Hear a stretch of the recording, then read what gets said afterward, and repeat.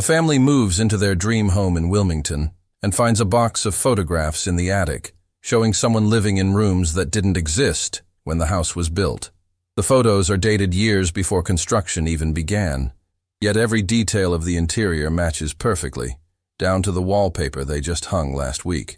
In one image, a woman stands by a window that wasn't added until the recent renovation, holding a newspaper with tomorrow's date printed on the front page. The family recognizes objects in the background that they haven't even bought yet, sitting in places they haven't decided to put them, as if someone already knew their future. Before we dive deeper into this impossible discovery, subscribe so you never miss these forgotten mysteries that hide in plain sight across America. Wilmington sits quiet along the Cape Fear River in North Carolina, a place where old oaks bend over brick sidewalks and historic homes hold stories spanning centuries of Southern history. The Johnson family bought the Victorian house on Market Street after months of searching, drawn to its wraparound porch and the promise of starting fresh in a town rich with tradition. The realtor mentioned the house was built in 1947 by a local merchant, standing empty for only brief periods over the decades, nothing unusual in its past. Sarah and Michael Johnson planned to restore it carefully, preserving the original character while updating the kitchen and adding a sunroom their two children could use for playing and reading. They spent their first weeks scrubbing floors, painting walls in soft colors, and imagining the life they would build within these rooms that seemed to welcome them with creaking familiarity. Everything felt right, until Sarah climbed into the attic, looking for extra storage space, and found a metal box wedged behind an old wooden beam near the chimney. The box was rusted at the edges, sealed with tape that crumbled at her touch, and inside, she found a stack of photographs wrapped in yellowed newspaper from decades ago. She brought them down to the kitchen where afternoon light poured through the windows, spreading them across the table while Michael leaned over her shoulder to see what she had discovered. The first photo showed their living room, the exact same living room where they now sat, but the image was dated 1943, 4 years before the house was ever constructed. The furniture was different, older, but the layout of the room matched perfectly. The windows in the same positions, the fireplace identical down to the brick pattern they had just cleaned.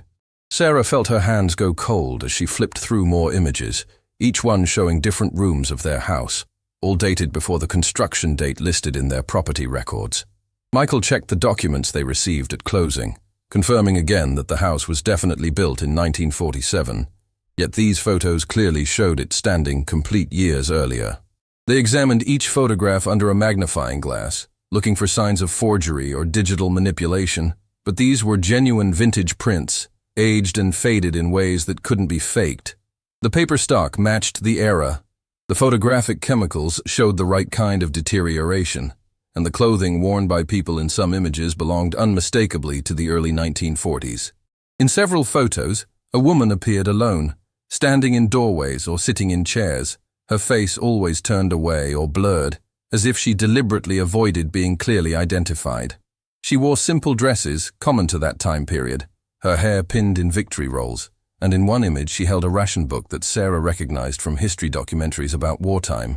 The most disturbing detail was in a photograph showing the kitchen, where modern appliances that the Johnsons had installed just last month appeared in the background, gleaming and new, decades before they were manufactured. A refrigerator model from 2015 sat in the exact spot where theirs now stood, visible through a doorway in a photo supposedly taken in 1942, but that was just the surface of something far stranger waiting to reveal itself. Sarah contacted the local historical society, asking about the property's history, without mentioning the photographs, not wanting to sound crazy before she understood what she was dealing with. An elderly woman named Mrs. Patterson came to visit, bringing documents and maps that showed the lot where their house stood had been empty farmland until after the war ended. She confirmed that construction began in spring of 1947, when materials became available again, and the merchant who built it was the first person to ever live on that specific plot. Mrs. Patterson walked through the house admiring the restoration work, commenting on how well the Johnsons had maintained the original character, unaware of the impossible evidence sitting in Sarah's study upstairs. Before leaving, she mentioned that sometimes old photographs get mislabeled, dates written incorrectly by mistake, and that probably explained any confusion about when pictures were taken of the house. Sarah thanked her and closed the door, knowing that the explanation didn't account for the modern appliances or the newspaper, with a date from next week sitting on a table in a 1940s photograph. Michael started researching the woman who appeared in several photos, using genealogy websites and local archives to see if anyone matching her description had ever lived in the area before the house existed. He found census records, birth certificates, death notices, marriage licenses, but nobody who seemed to connect to the mysterious figure who kept her face hidden from the camera's view.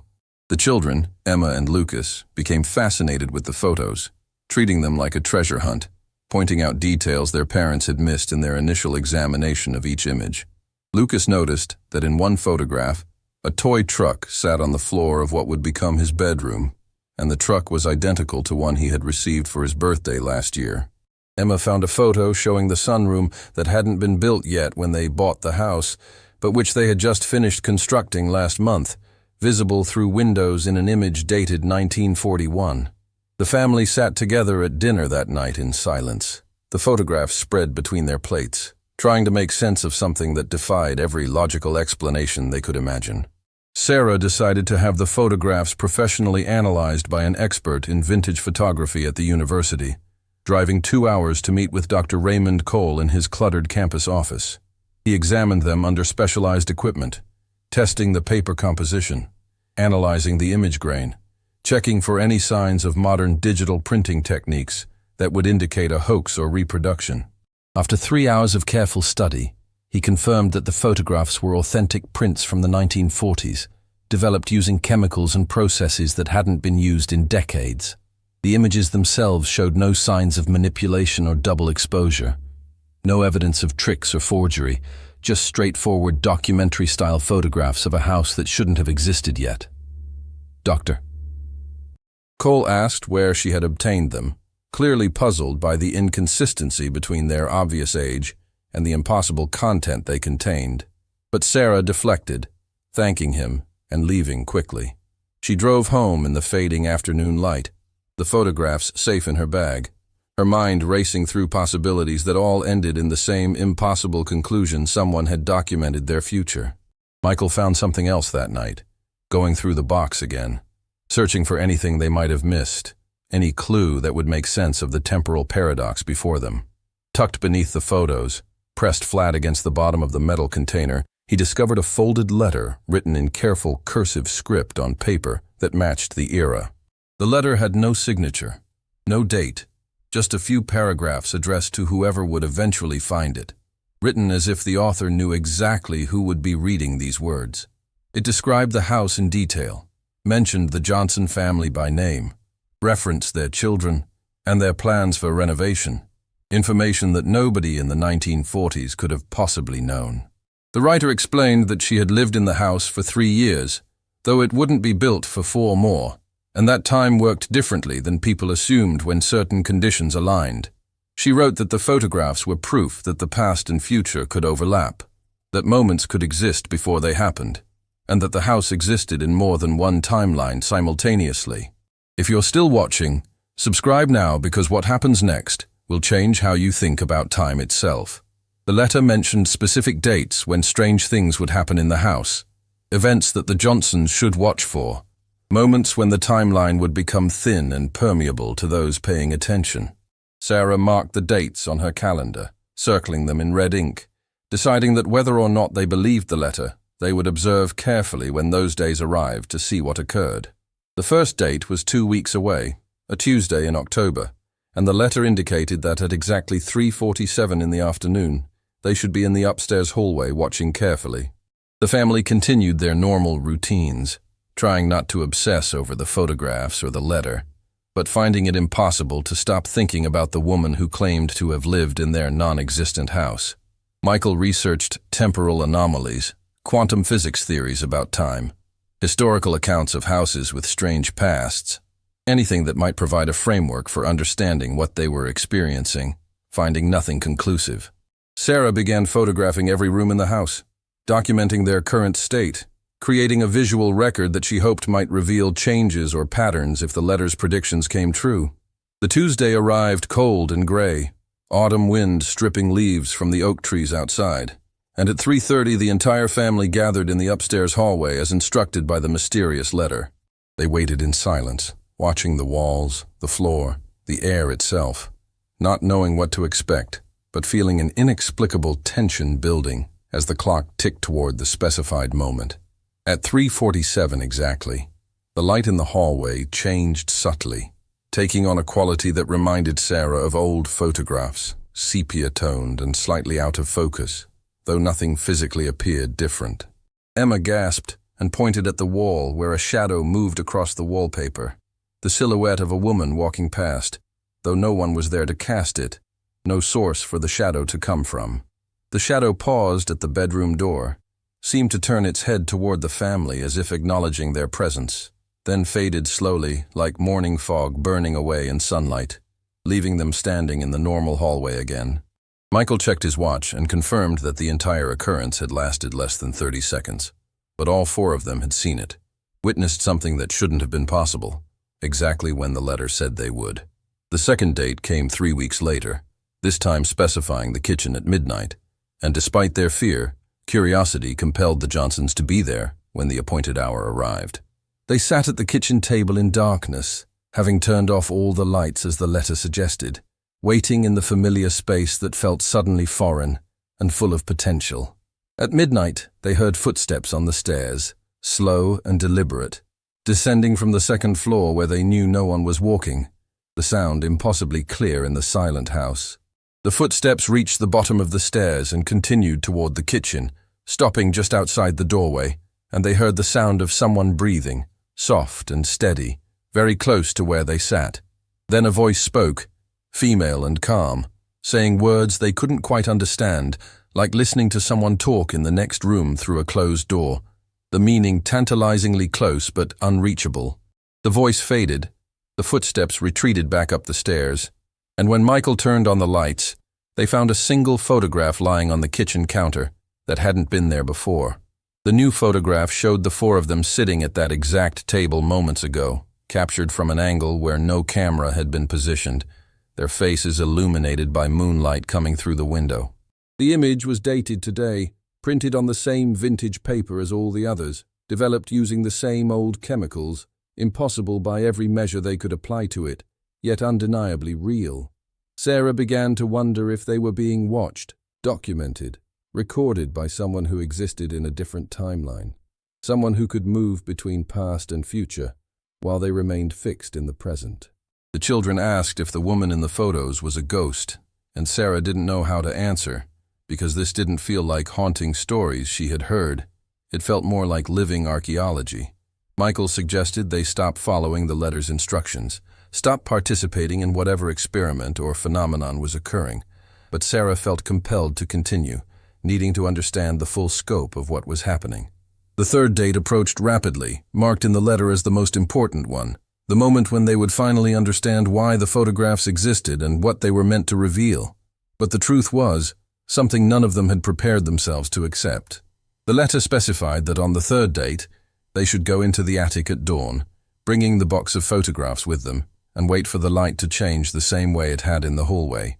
Sarah carried the metal box up the narrow stairs as the sky outside shifted from black to deep blue, the family climbing together into the dusty space where this entire mystery had begun weeks ago. They sat on the floor near the chimney where the box had been hidden, watching the small window as sunrise approached. The photographs spread around them in a careful circle like evidence at a crime scene. The light began to change at 6:14, the same sepia quality washing over everything, and this time the woman appeared, not as a shadow, but as a solid presence standing near the window. She was young, maybe 30, wearing a simple dress from the 1940s, her face finally visible and turned toward them with an expression of recognition and something close to relief. She didn't speak, but she gestured toward the photographs, then toward the walls of the attic, then back to herself, and Sarah suddenly understood what she was trying to communicate. The woman wasn't haunting the house, and she wasn't a time traveler in any conventional sense. She was a temporal echo, a person caught between the moments when the house was imagined and when it was built. The merchant who constructed the house in 1947 had planned it for years during the war, dreaming of every detail, and somehow his intense vision had created a space and time where the house existed before it was physical. This woman had somehow stumbled into that pre-existing space, lived in the house that existed only as potential, and when the actual construction began, she became trapped between the imagined version and the real one. The photographs were her attempt to prove her existence, to document that she had been real, that the time she spent in the non-existent house had mattered, that she hadn't simply vanished without leaving evidence. She pointed at Sarah, then at the photographs again, and made a gesture of holding something, protecting something, and Sarah realized she was being asked to preserve these images, to keep the proof safe. The woman smiled, touched her hand to her chest in gratitude, and faded away as the normal morning light returned, leaving the family sitting among the scattered photographs in complete silence. Michael researched the original builder of the house and found that he had died in 1949, just 2 years after construction was completed, from illness contracted during his war service overseas. In newspaper obituaries, the man's widow mentioned that he had talked constantly about the house during the war years, drawing plans, describing every room in detail, as if living in it mentally helped him survive. Sarah wondered if the intensity of his imagination had been strong enough to create a temporary reality, a placeholder in time that existed until the physical house replaced it, trapping anyone who wandered in. She found no records of missing women from that era, no disappearances that matched the time frame, suggesting that perhaps the woman had existed in a timeline that never became the dominant one, a branch that was pruned when reality solidified. The Johnson family decided to keep the photographs, storing them carefully in a climate-controlled case in Sarah's study, honoring the woman's request to preserve the evidence of her impossible existence, never showing them publicly. They continued living in the house, and while no more apparitions appeared, they sometimes felt a presence, gentle and watchful, as if she remained there in some attenuated form, grateful not to be forgotten.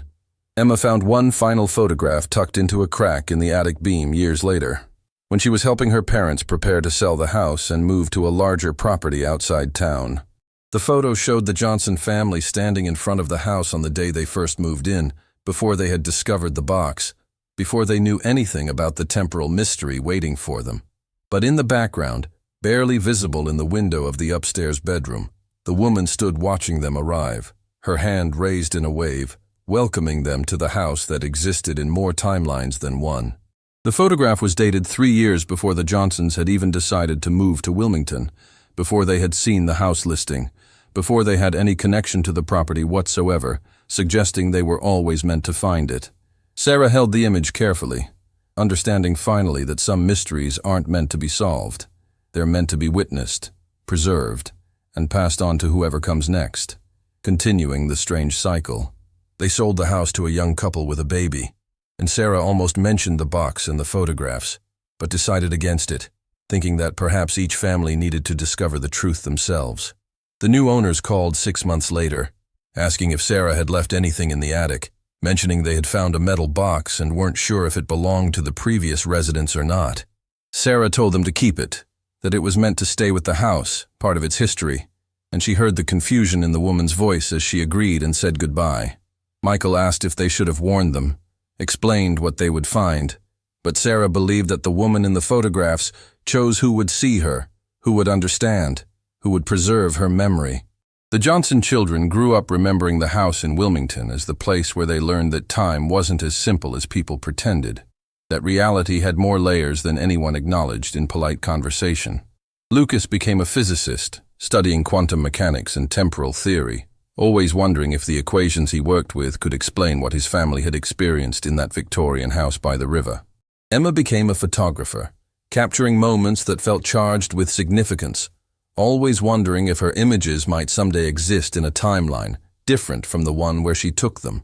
Sarah kept a copy of one photograph for herself, the image of the woman standing by the window holding the newspaper with tomorrow's date, a reminder that the future was never as fixed as it seemed.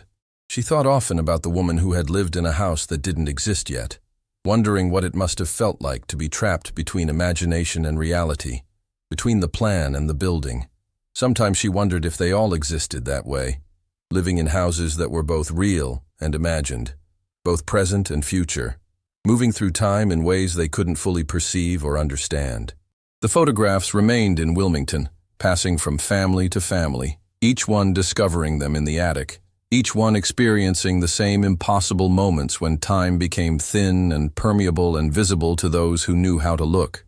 The woman's image appeared in different photos over the years, always watching new families arrive, always documenting their presence before they knew they would be there, always keeping her vigil across the boundaries of time. And somewhere, in a timeline that might have been, or might still be, she lived in that house completely, walking through rooms that existed only in potential, waiting for the moment when imagination would become solid, and she could finally, mercifully, finish her strange journey through the spaces between what was dreamed and what was built.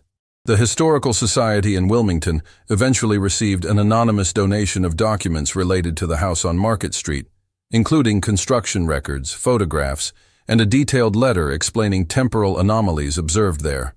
They filed everything carefully in their archives, not quite believing the stranger claims, but preserving the materials anyway, knowing that sometimes the most important histories are the ones that don't make immediate sense. Tourists occasionally ask about haunted houses in Wilmington, and guides sometimes mention the Victorian on Market Street, though they never tell the full story, never mention the photographs or the woman caught between timelines.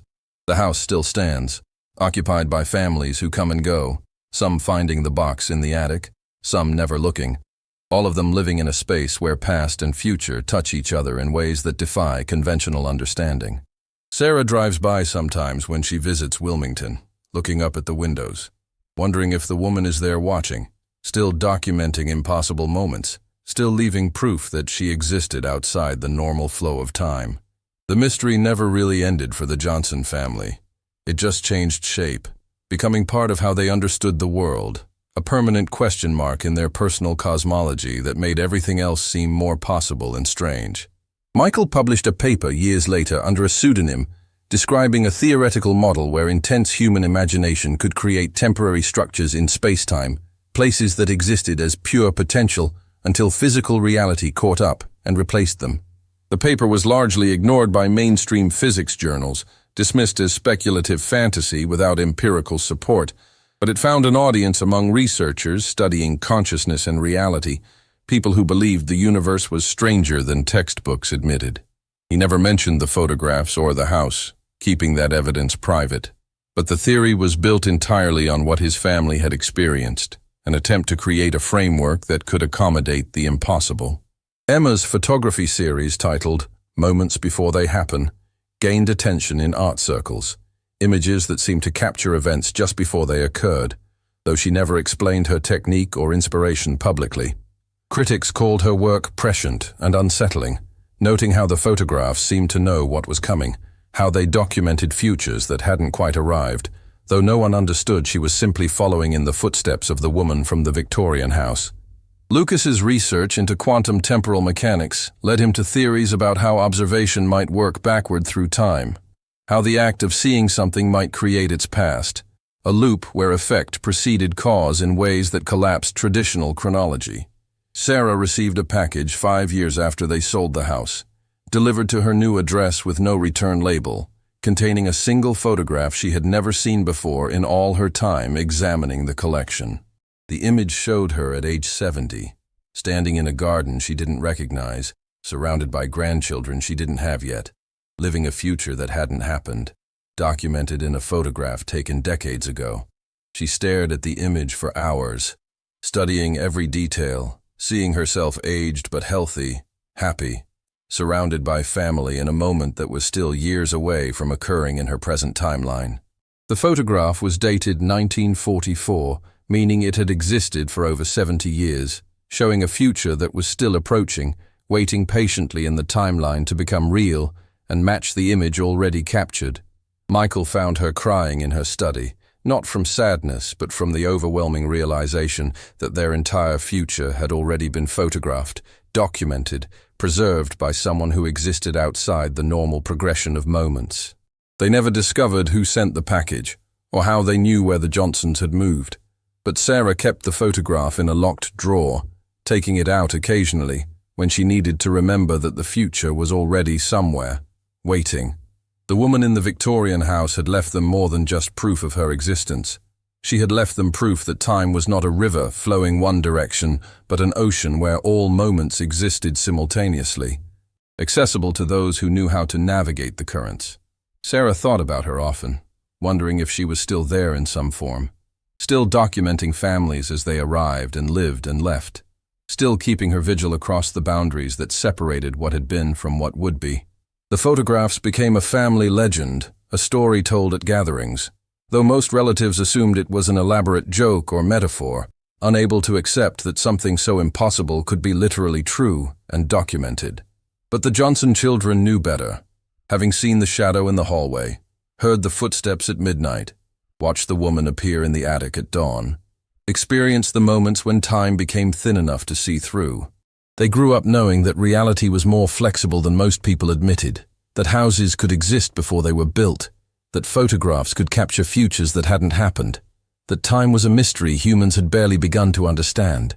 And in Wilmington, the Victorian house on Market Street continued standing, holding its secrets, waiting for the next family to find the box in the attic and discover that the past and future were not as separate as they seemed, that imagination could become real, and that some women lived in houses that existed in more than one timeline, leaving photographs as proof that they had been there, in the spaces between what was dreamed and what became solid, documenting the impossible with patient, careful attention.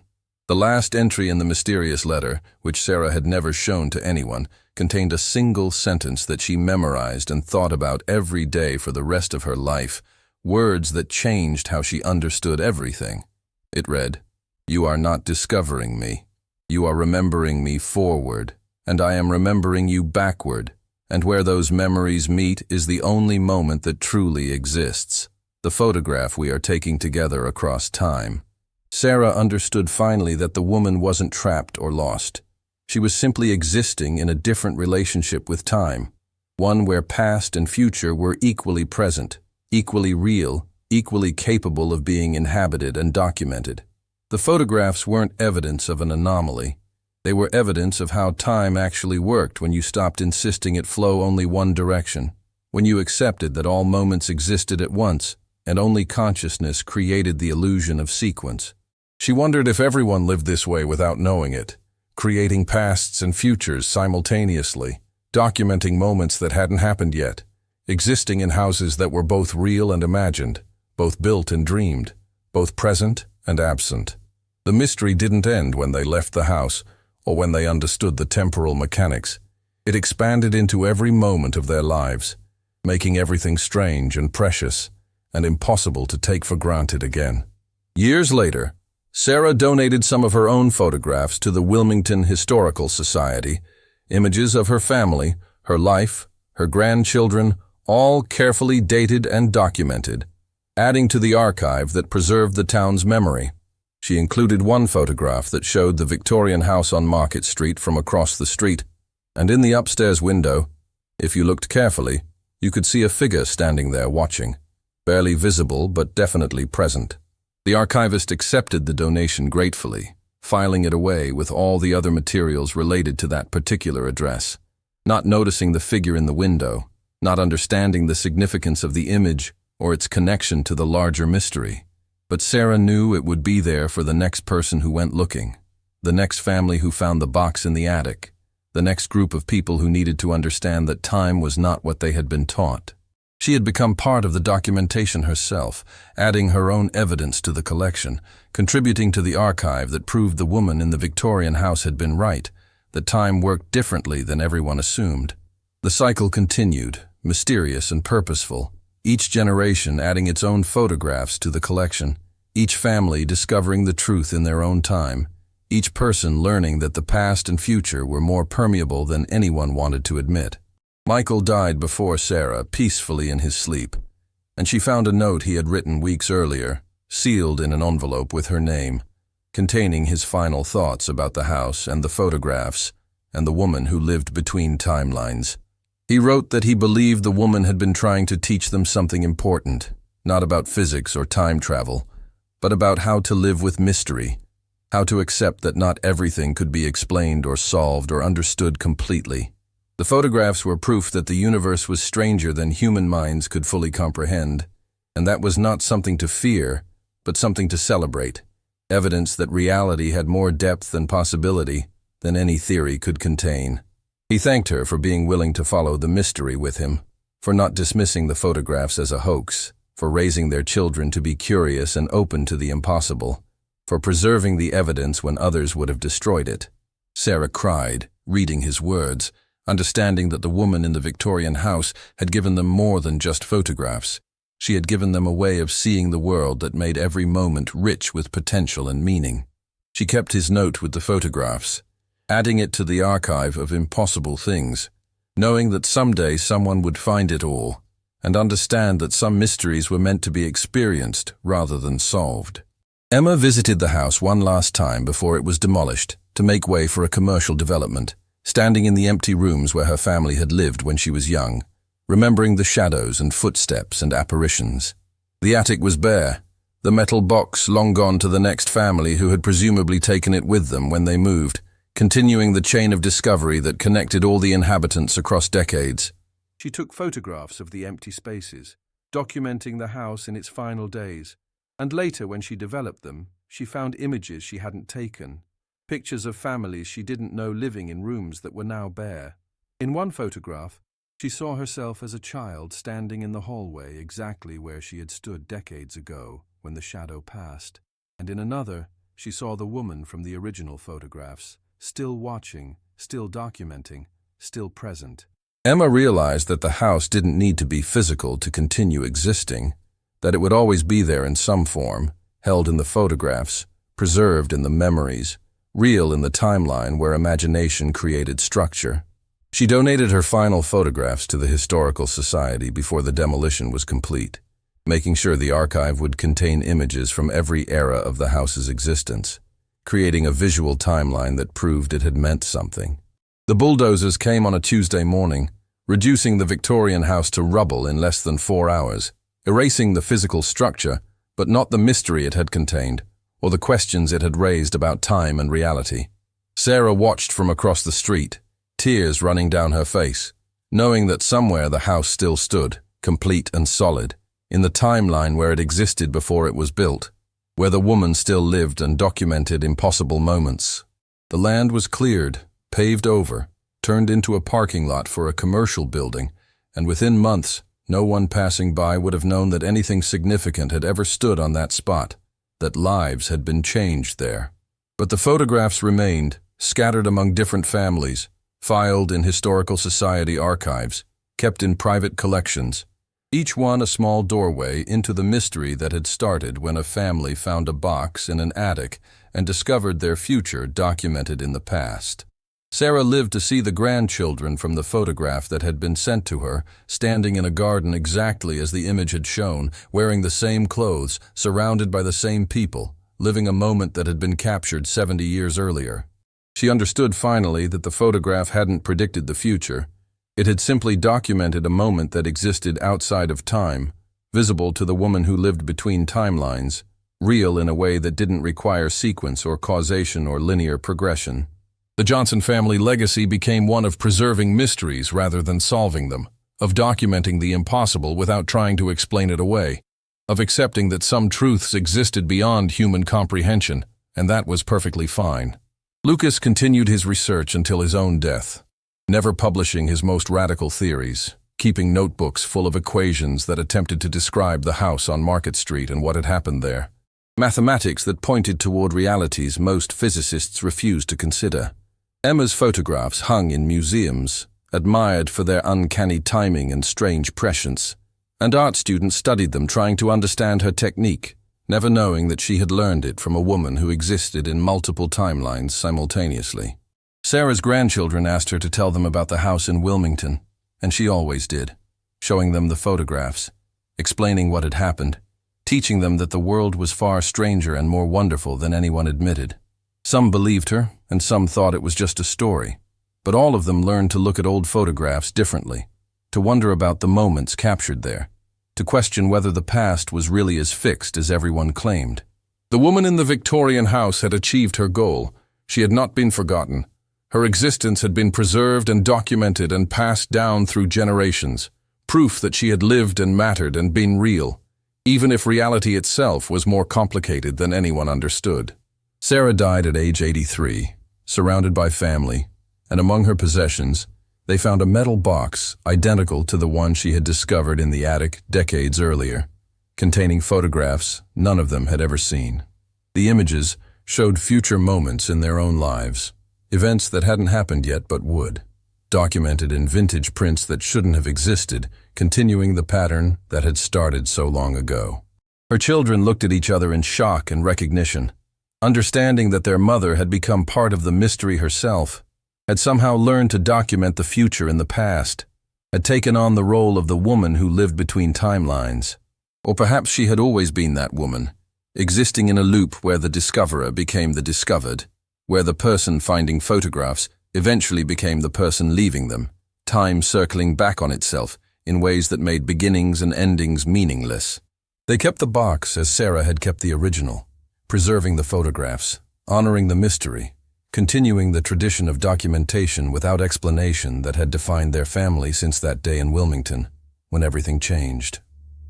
And somewhere, in a timeline that existed before it happened, a Victorian house stood complete and occupied, and a woman moved through its rooms taking photographs of families who would live there decades later, documenting futures that would become pasts, preserving moments that existed in more than one time, keeping her careful vigil across all the years at once, proving that time was not a line but a circle, not a river, but an ocean, not a sequence but a symphony where every note played simultaneously, and the music was memory and prediction woven together into something that transcended both and became its own truth. Strange and beautiful, and impossible to deny once you had seen the photographs and understood what they meant. That reality was far more permeable and mysterious and wonderful than the simple progression from past through present to future that humans used to organize their limited understanding of existence, and that some women lived in houses that existed in imagination before they existed in wood and brick, and those women took photographs that proved they had been there, documenting the impossible with patient dedication, leaving evidence for those who came after, messages for those who would eventually understand, proof that the universe was bigger and stranger and more full of wonder than any single lifetime could comprehend. But each photograph brought someone closer to seeing the truth, and that was enough. That was everything.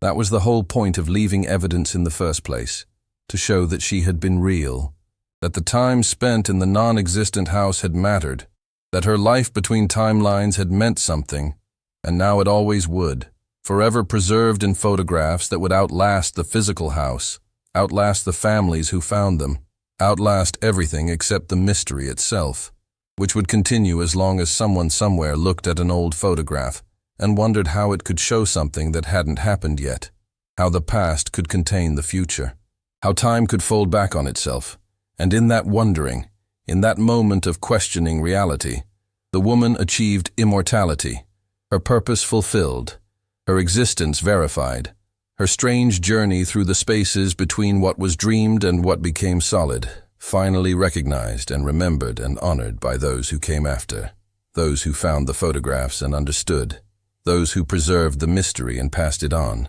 continuing the cycle that had no beginning and no end. Just the eternal present moment where all photographs exist simultaneously, where all times touch, where the woman in the Victorian house still stands by the window watching families arrive in a building that won't be constructed for 4 more years, documenting their presence before they know they'll be there, keeping her vigil, taking her photographs, existing forever in the impossible space between imagination and reality. Some mysteries live in the space between what was and what will be, and those are the ones worth preserving. So subscribe to make sure you don't miss the next impossible story hiding in America's forgotten corners.